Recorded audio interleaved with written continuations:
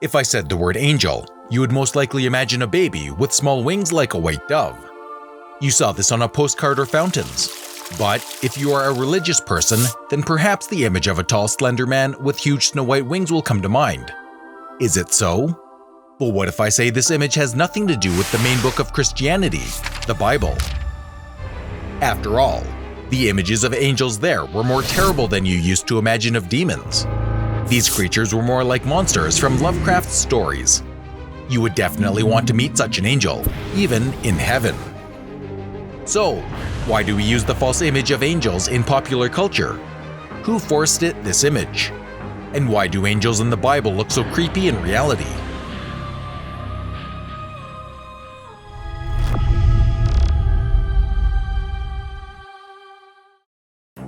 Let's start where this image of a man with wings came from. I might say right away that yes, not all angels look like the terrible monsters of Lovecraft. Some just look like people. Specific ideas of how to depict angels began to develop in the early church. Because angels are defined as pure spirits, the lack of a defined form has provided artists with ample opportunity for creativity. For example, the archangel Gabriel was described as the likeness of a man.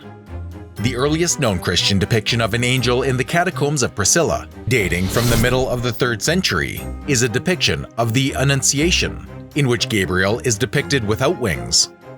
Depictions of angels on sarcophagi and on objects such as lamps and reliquaries of the period also show them without wings, such as the angel in the scene of the sacrifice of Isaac and the sarcophagus of Junius Bassus.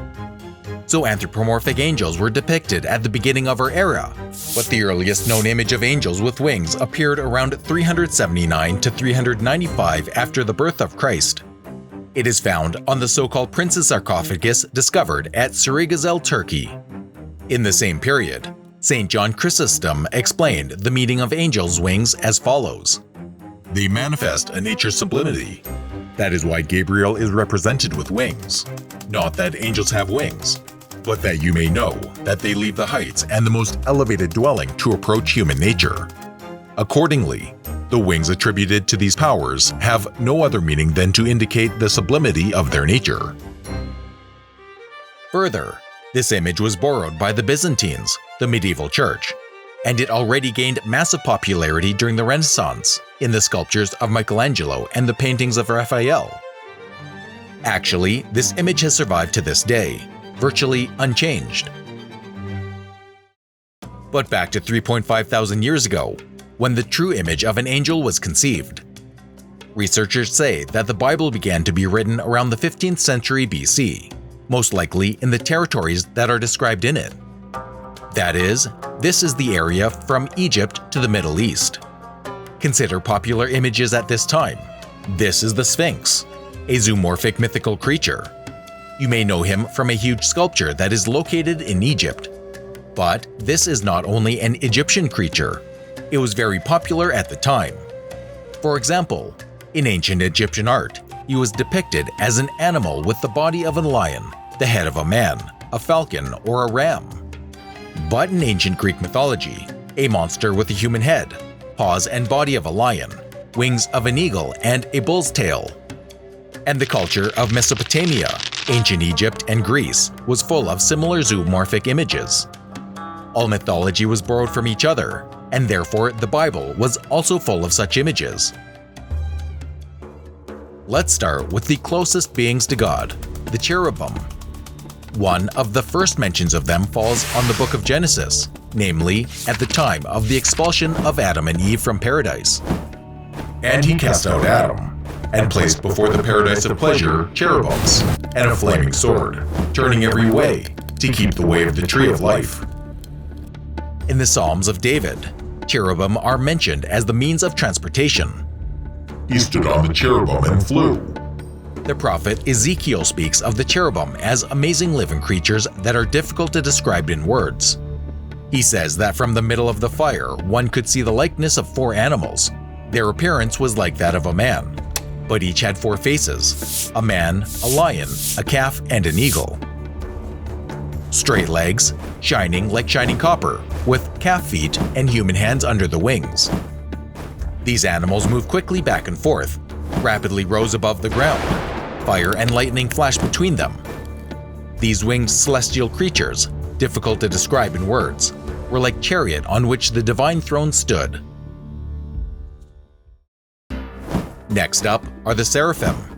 In the Bible, they are mentioned only once, in the description of the vision of the prophet Isaiah, where they were presented as 6 winged creatures surrounded by a divine throne. Seraph angels stood around him. Each angel had 6 wings. They used 2 wings to cover their faces, 2 wings to cover their bodies, and 2 wings to fly. In addition to the cherubim and seraphim, thrones were also described in the Bible. Initially, this angelic rank was part of the attributes of the cherubim, confirmation of which can be found in the description of the vision of the prophet Isaiah. Thrones are depicted in the form of intertwined fiery rings with wings and eyes, and, according to Pseudo-Dionysus the Areopagite, they served as a footstool for the Creator to exercise supreme justice. Therefore, they live where material things begin to take shape. In Christianity, the throne angel helps lower angels gain access to God. Therefore, they are a kind of messenger between God and the angels living in the lower realms. And they also restore and maintain divine justice in the higher realm. But their most important mission is to inspire faith. The last 3 angels are closest to the earthly world, so they are as similar to people as it is possible. They include the principals, angels, and archangels. The iconography of angels is the simplest. Their images can be found in the catacomb churches of the period of early Christianity. Some angels were depicted even without wings and were as similar as possible to people, but later their symbolic paraphernalia became richer. In addition to the appearance of beautiful young men and mighty wings, they added a mirror in which they could depict both the face of Christ himself and his monogram, as well as pipes, scrolls, wands, and so on.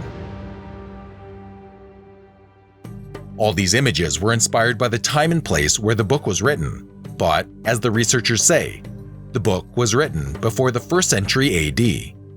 And therefore, the images from the Old Testament become unusual at the beginning of our era, when most of the deities had an anthropomorphic appearance. I mean the deities of Roman and Greek mythology. Therefore, most likely, they decided to abandon the image of a many-winged and many-faced angel. Perhaps the reason for such images was not the correct translation of the Bible by the artists, or an incorrect understanding of its text. But everything turned out so that now in popular culture, an angel is a man with wings. Do you think it would be better if Christmas cards had a biblical image of angels? Write in the comments. Don't forget to like and subscribe. Soon, there will be a lot of interesting content coming on the channel.